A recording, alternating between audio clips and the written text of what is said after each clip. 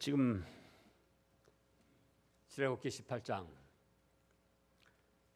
전체의 말씀은 핵심은 하나님 나라의 일꾼을 세우다 이런 말씀입니다. 지금 1절에서 12절까지는 모세의 장인에 대한 상봉의 말씀입니다. 1절에 모세의 장인님의 미디안 제사장인 이드로가 하나님이 모세에게와 자기 백성 이스라엘에게 하신 일, 곧 여호와께서 이스라엘을 애굽에서 인도하여 내신 모든 일을 들었습니다. 그래가지고 모세의 장인 이드로가 애굽으로 사역을 감당하러 갈 때에 모세가 자기 아내와 두 아들을 장인 집에 맡겼었는데 그 모세의 아내와 두 아들을 데리고 왔어요. 그래서 2절 3절에 모세의 장인 이드로가 모세가 돌려보냈던 그의 아내 십보라와 그의 두 아들을 데리고 왔으니 그 하나의 이름은 게르솜.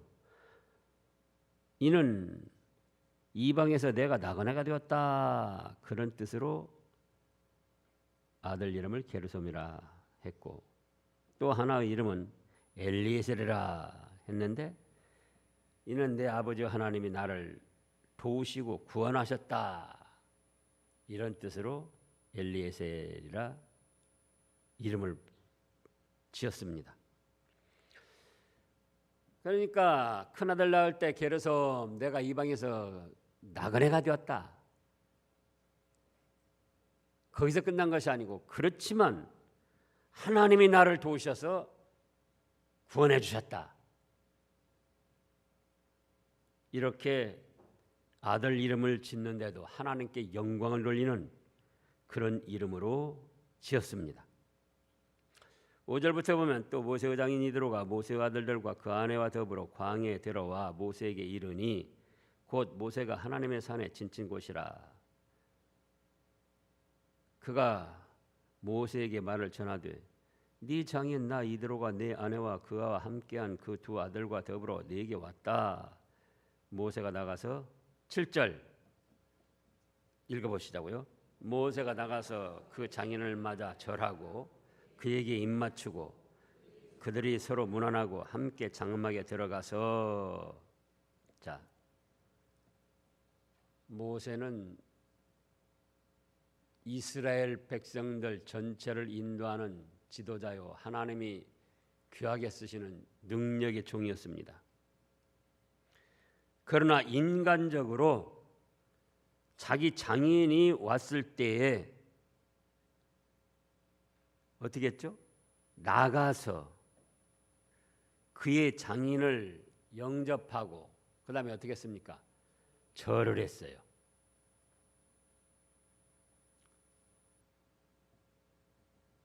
하나님의 종으로서가 아니고 인간 모세로서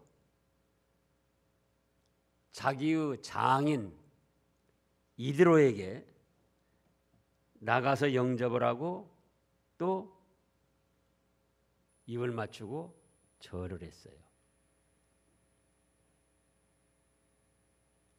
예수님께서도 그리스도로서 온 천하 백성들을 구원할 구세주로서의 공적 사역을 감당하시면서도 십자가에 못 박혀 죽으실 때 하신 말씀 중에 한 말씀이 무엇이죠? 요한 제자를 향하여 자기 어머니를 가리키며 요한아 바로 네 어머니다. 그래서 인간 예수님으로서 어머니에게 효도를 다하는 모본을 보이셨습니다. 또 여기 말씀에서도 지금 모세가 지도하고 모세의 수하에 있는 백성들의 수요가 얼마나 됩니까? 장정만 60만, 부녀자, 노약자까지 하면은 최소한 200만, 또 500만 이렇게 잡습니다. 최소한 200만이, 창정만 60만이니까요. 그러면은 최소한 200만 명 이상 500만을 인도하고 다스리는 모세가 자기 장인이 올 때 나가서 그 앞에 절을 했다 그거예요. 여기 절은 그냥 뭐 묵례, 뭐 어서 오세요 그런 정도가 아니에요. 정중하게 엎드려서 절을 했다는 거예요. 그래서 우리가 하나님의 일을 하면서도 인간적으로 어른들에게, 부모님에게 또는 스승에게 예의를 잘 갖춰서 대우를 해드려야 된다. 그걸 엿볼 수가 있습니다. 그 다음에 8절에 보면 모세가 여호와께서 이스라엘을 위하여 바로와 애굽 사람에게 행하신 모든 일과 길에서 그들이 당한 모든 고난과 여호와께서 그들을 구원하신 일을 다 그 장인에게 말하며, 이거는 보고한 것이 아니고 복음을 전하신 거예요. 왜냐하면 모세의 장인 이드로는 무엇입니까? 직업이 뭐죠?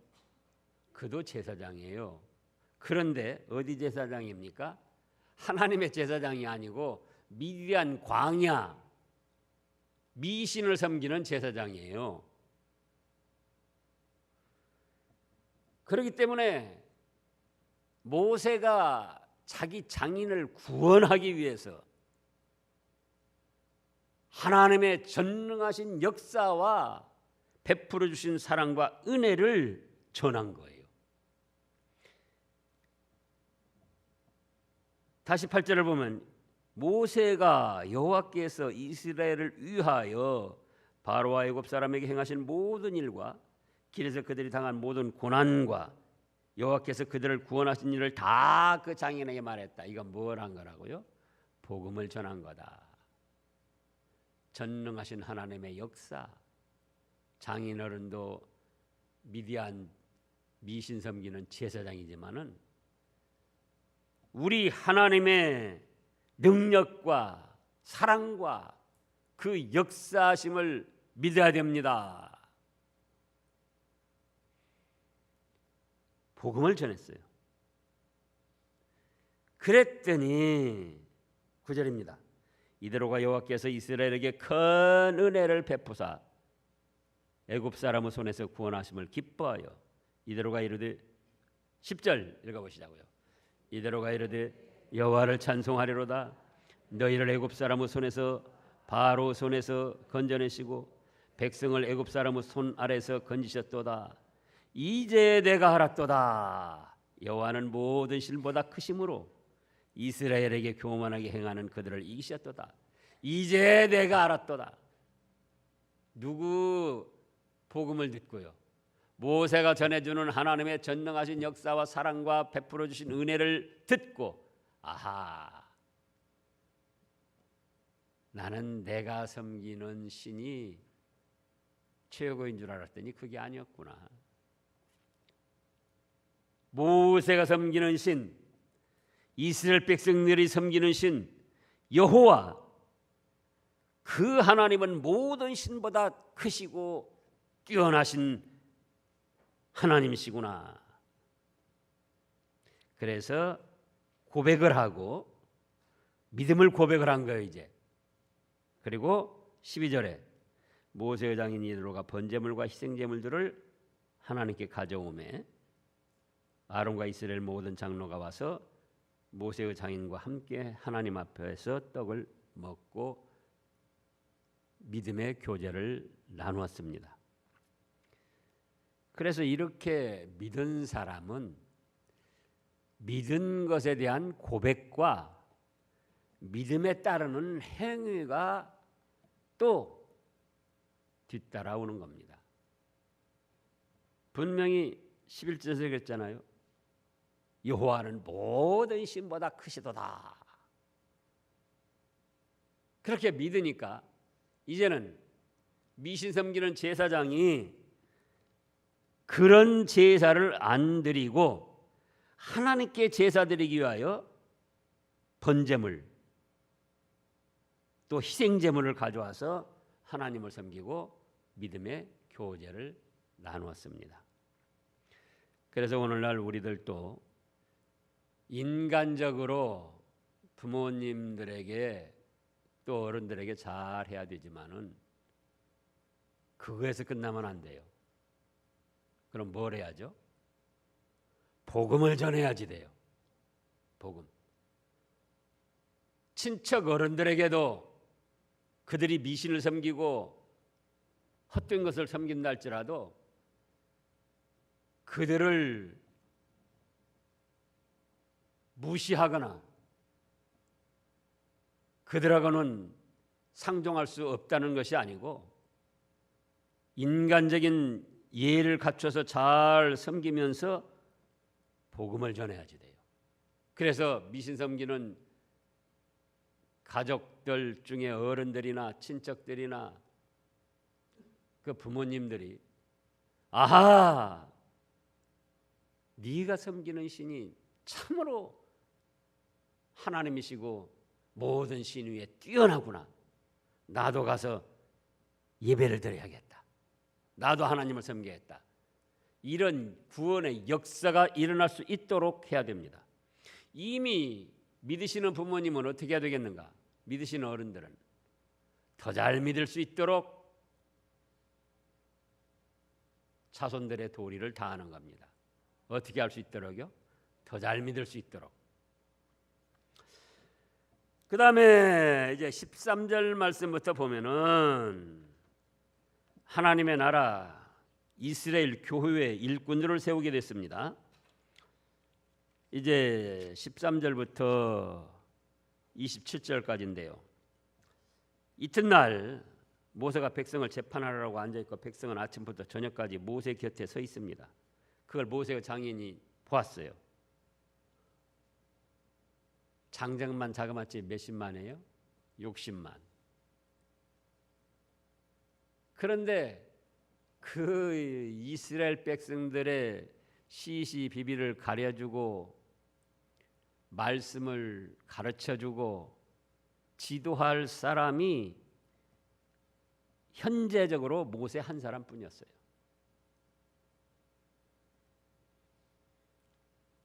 그러니 어떤 이웃 간의 다툼 또 이렇게 해야 될까 저렇게 해야 될까 하나님 뜻을 모를 때 전부 모세한테 와서는 상담을 하고 시시비비를 가리고 지도를 받고 인도를 받는 거예요. 그러다 보니까 장정만 60만이기 때문에 그 사람들 사이에 다 이런 일 저런 일 일어날 때 또 어떻게 해야 될까 하나님의 뜻을 모를 때 그걸 가르쳐주고 시비를 가려주고 지도하려니 백성들이 몰려와 가지고 줄을 서서 길게 밀려 있고 모세도 아침 일찍부터 저녁 늦게까지 그 사람들 다 지도하고 말씀으로 가르쳐 주느라고 쉴 틈이 없는 거예요. 모세의 장인 이드로가 보고 14절 다 같이 읽어보시자고요. 모세의 장인이 모세가 백성에게 행하는 모든 일을 보고 이르되 네가 이 백성에게 행하는 이 일이 어찌 됨이냐? 어찌하여 네가 홀로 앉아있고 백성은 아침부터 저녁까지 네 곁에 서 있느냐? 모세가 그 장인에게 대답하되 백성이 하나님께 물으려고 내게 옵니다. 그들이 일이 있으면 내게로 오나니 내가 그 양쪽을 재판하여 하나님의 율례와 법도를 알게 하나이다. 그러니까 시간이 갈수록 밀려가는 사람들은 더 많고 모세는 피곤하고 지치고 오늘날처럼 방송이나 무슨 뭐 신문이나 무슨 여론 매체가 있는 게 아니고 모세하고 1대1 상담을 해가지고 이루어지는 일이기 때문에 피차가 피곤하고 지칠 일이고 또 기다리던 백성들 사이에 뭐가 일어나겠습니까? 원망 불평이 일어나는 거예요. 그동안도 이스라엘 백성들이 여기까지 오는데도 이따금씩 원망 불평하고 모세를 돌로 쳐 죽이려고까지 했었잖아요. 그러니까 모세의 장인이 그걸 보고 17절에 그에게 이르되 네가 하는 것이 옳지 못하도다. 너와 함께한 이 백성이 필경 기력이 쇠하리니 이 일이 네게 너무 중함이라. 네가 혼자 할 수 없으리라. 이제 내 말을 들어라. 내가 네게 방침을 가르치리니 하나님이 너와 함께 계실지로다. 너는 하나님 앞에서 그 백성을 위하여 그 사건들을 하나님께 가져오며 그들에게 율례와 법도를 가르쳐서 마땅히 갈 길과 할 일을 그들에게 보이고 너는 또 온 백성 가운데 능력 있는 사람들 곧 하나님을 두려워하며 진실하며 불의한 이익을 미워하는 자를 살펴서 백성 위에 세워 1000부장과 100부장과 50부장과 10부장을 삼아 그들이 때를 따라 백성을 재판하게 하라. 큰 일은 모두 네게 가져갈 것이요 작은 일은 모두 그들이 스스로 재판할 것이니 그리하면 그들이 너와 함께 담당할 것인즉 일이 네게 쉬우리라. 네가 만일 이 일을 하고 하나님께서도 네게 허락하시면 네가 이 일을 감당하고 이 모든 백성도 자기 곳으로 평안히 가리라. 모세의 장인 이드로가 오랜 경험 속에서 체득한 백성을 다스리는 지혜를 모세에게 전해준 겁니다. 그런데 그것이 단순히 자기의 인간적인 지혜를 가르쳐 준 것이 아니고 지금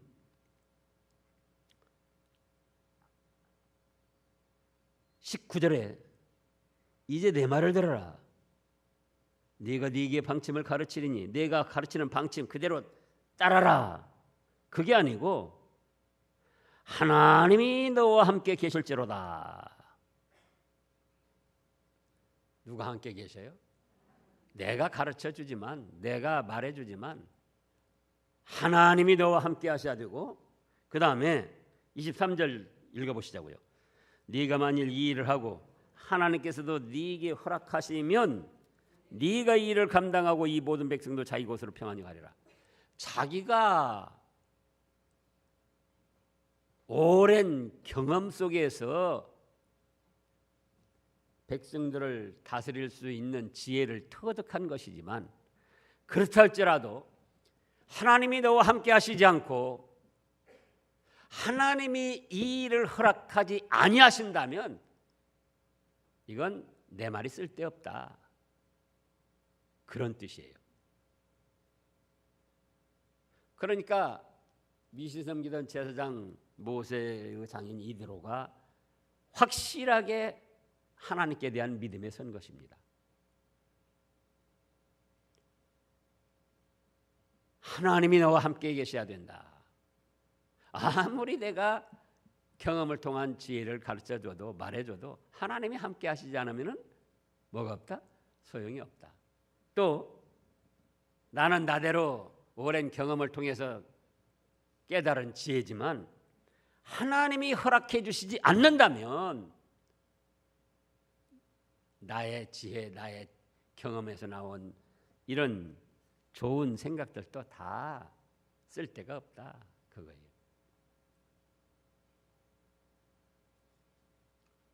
오늘날 우리도 지혜를 말하고 어떤 경험을 말하고 좋은 것을 말해줄 때 내가 말한 것이니까 꼭 들어야 된다. 이거는 아니에요. 그럼 뭐냐? 내가 오랜 경험을 통한 체득한 지혜를 말해주지만 누가 함께 하셔야 된다고요? 하나님이 함께 하셔야 된다. 자녀들에게 훈계할 때도 마찬가지예요. 내가 아버지다, 내가 뭐다, 그러니 내가 하는 말 들어야 된다.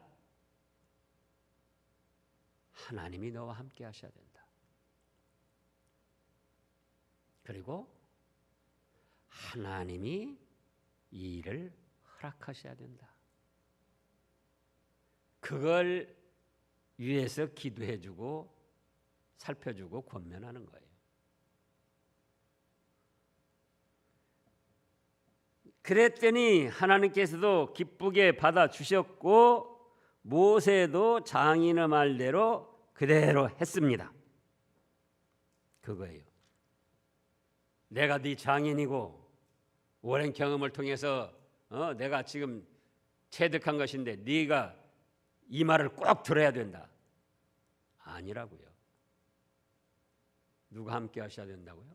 하나님이 함께 하셔야 된다. 그리고 또 하나님이 허락하셔야 된다. 예수님이 하신 그 유명한 말씀, 아버지여 내 뜻대로 마옵시고 아버지의 뜻대로 하시옵소서. 그 다음에 일꾼을 세우게 된 배경이 무엇입니까? 모세가 혼자 감당할 수 없기 때문에 모세가 지금 이 뭐라고 합니까? 여기 17, 8절을 보면 모세의 장인이 그에게 이르되 네가 하는 것이 옳지 못하도다. 너와 또 너와 함께한 이 백성이 필경 기력이 쇠할 것이다.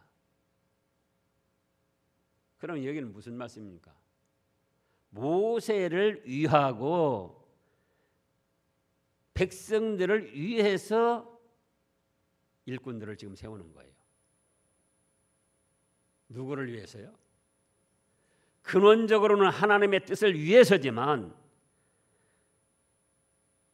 천부장, 백부장, 50부장, 10부장 교회 일꾼들을 세우는 것은 누구를 위한다?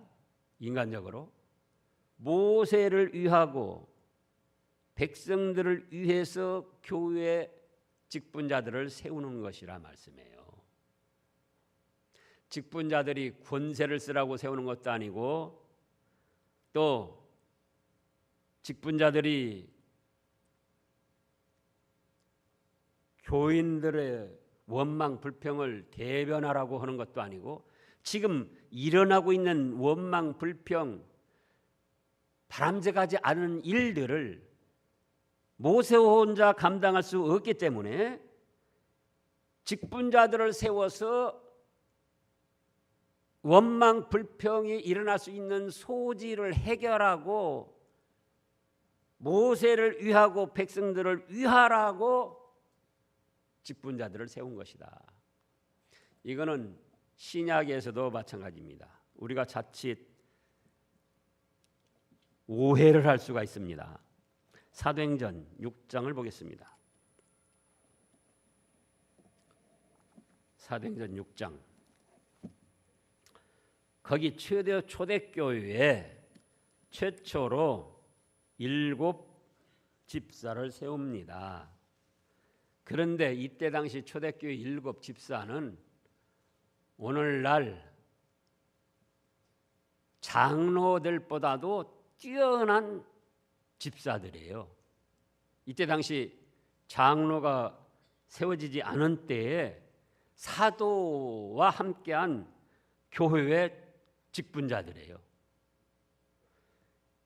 자, 1절을 보면 그때 제자가 더 많아졌는데 헬라파 유대인들이 자기의 과부들이 메이르 구제에서 빠짐으로 히브리파 사람을 원망하니 12 사도가 모든 제자를 불러 이르되 우리가 하나님의 말씀을 제쳐놓고 구제를 일삼는 것이 마땅하지 아니하니 형제들아 너희 가운데서 성령과 지혜가 충만하여 칭찬받는 사람 7을 택하라.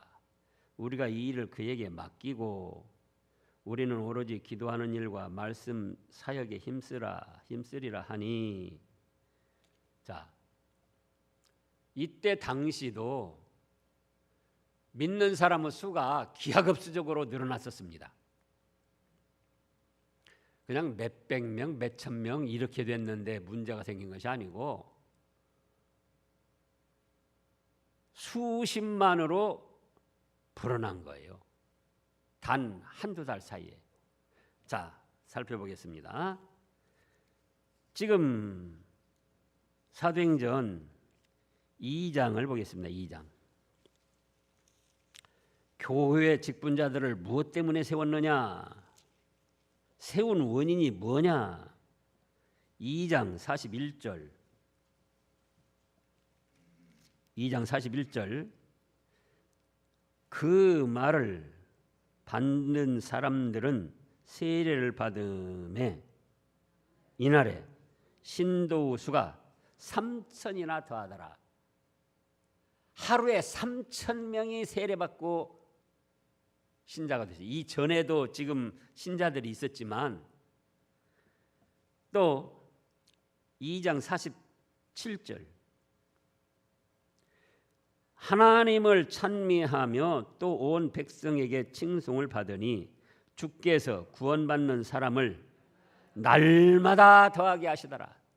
이때는 뭐 주일만 모인 게 아니에요. 초대교회 시대에는 날마다 함께 모여서 하나님께 예배드리고 말씀을 전하고 믿음의 공동체 생활을 했습니다. 그 다음에 4장 4절을 보겠습니다. 4장 4절. 사도행전 4장 4절. 말씀을 들은 사람 중에 믿는 자가 많으니 남자의 수가 약 5,000이나 되었더라. 이날만 말씀을 들은 사람들 중에 또 얼마가 됐어요? 5,000명이 됐다 그거예요. 매일 몇백 명, 몇천 명. 또 5장 14절. 5장 14절. 믿고 주께로 나오는 자가 더 많으니 남녀의 큰 무리더라. 그러니까 하루에 3,000명, 5,000명 구원받는 사람의 수를 날마다 더하시고 또 믿고 주께로 나오는 자가 더 많으니 남녀 큰 무리더라. 큰 무리라고 할 때 무슨 뭐 몇십 명, 몇백 명을 큰 무리라고 할 수가 없잖아요. 그런데 또 6장 1절에 보니까 그때 제자가 더 많아졌는데 그러니까 6장까지 오는 동안 몇 달 사이로 뭐 믿음의 사람들이 기하급수적으로 불어났던 거예요. 최소한 뭐 10만 이상. 그러니까 사도들 12이 그들을 감당하기는 어려웠다 겁니다. 아무리 하나님께서 세우시고 성령의 역사가 충만한 사도들이라 할지라도. 그래서 불만, 원망, 불평이 일어났습니다. 그거를 해결할 목적으로 뭘 세웠다? 직분자들을 세운 거예요. 그걸 잘 아시라고요. 원망, 불평이 일어나는데 그거를 해결하고 잠재울 목적으로 직분자들을 세운 것이지 원망, 불평을 일으키라고 직분자들을 세운 것은 아니다. 오늘 지금 출애굽기에서도 마찬가지예요. 장정만 60만이고 몇백만이 되는데 모세 혼자 감당하니까 모세는 모세대로 지치고 백성들은 기다리느라고 기다리는 대로 기력이 쇠해서 원망 불평과 여러 가지 어려움이 일어난다 그거예요. 그래서 천부장, 백부장, 50부장, 10부장을 세우는데 근본적으로는 하나님을 위하지만 인간적인 면에서는 누구를 위한다? 모세의 피곤하고 지친 걸 위하고 백성들이 쭉하니 늘어서서 여기서 이제 기다리다가 하루 해 기다리다가 언제 자기 순서가 돌아올지 모르니까 또 집에 갔다 오면은 또 순서가 바뀌니까는 그냥 기다리고 있는 거예요. 그러니까 얼마나 백성들도 피곤하고 지쳤겠어요. 그 백성들을 위해서 세우는 것이다. 그 다음에 그러면 자격은 어떤가? 자격은 지금 출애굽기 18장을 보면은 뭐라고 했습니까? 21절에 온 백성 가운데 능력 있는 사람들, 능력이 있어야지 돼요. 능력. 1번이 뭐가 있어야지 돼요? 믿음만 있어가지고는 안 된다. 믿음은 기본이고, 여기서 믿음을 말씀하지 않은 것은 믿음은 기본이기 때문에 그런 거예요. 믿음은 있는데 일을 할 줄 모르고 하지 않는 무능력한 그런 사람이 아니고, 믿음에다가 맡겨준 일들을 충성스럽게 감당하는 능력 있는 사람들이어야 된다. 2번으로는 그 다음에 뭐라고 그랬습니까? 하나님을 두려워해야 된다. 하나님을. 사람을 두려워하는 게 아니고 하나님을 두려워해야 된다.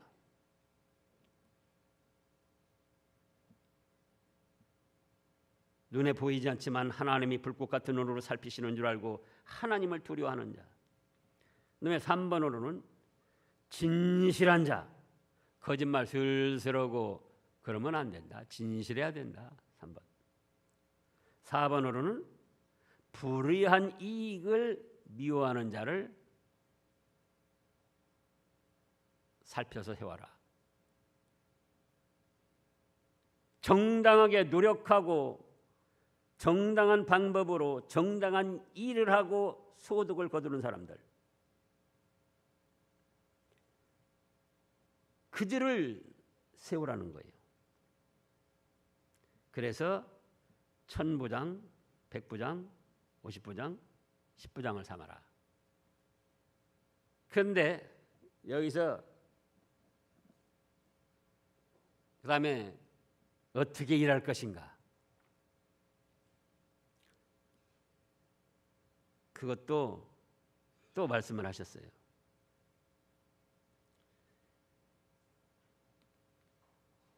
22절에 그들이 때를 따라 백성을 재판하게 하라. 꼭 재판만 아니라 시시비비를 가려주고 하나님의 말씀이 무엇인지 그걸 백성들에게 전해주라는 거예요.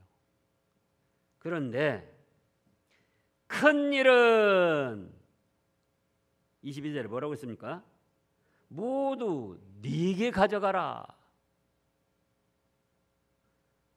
작은 일은 모두 그들이 스스로 재판할 것이니 그리하면 그들이 너와 함께 담당할 것인즉 이 일이 네게 쉬우리라. 그래서 25절에 모세가 이스라엘 무리 중에서 능력 있는 사람들을 택하여 그들을 백성 우두머리 곧 1000부장과 100부장과 50부장과 10부장을 삼음에 26절 다 같이 읽어보시죠. 그들이 때를 따라 백성을 재판하되 어려운 일은 모세에게 가져오고 모든 작은 일은 스스로 재판하더라.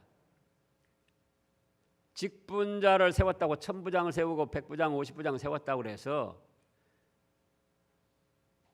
그들이 전권을 행사할 수 있는 게 아니에요. 신약시대의 교회 일꾼들도 마찬가지입니다.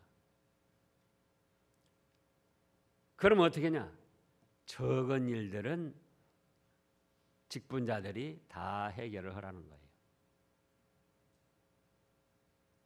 하나님께 원망 불평을 하고 또 교회일에 원망 불평을 하고 그런 일들이 일어나는 그거를 작은 일들은 다 직분자들이 해결하고 원망 불평할 수 있는 일들을 좋게 잠재우라는 거예요. 그리고 큰 일들은 누구에게 가져오라? 모세가 다 감당을 하는 거예요. 모세가 큰 일을. 오늘날도 이렇게 하면은 하나님이 기뻐하시고 그 교회가 아름답게 잘 세워져 나갈 수 있는 겁니다. 기도하겠습니다.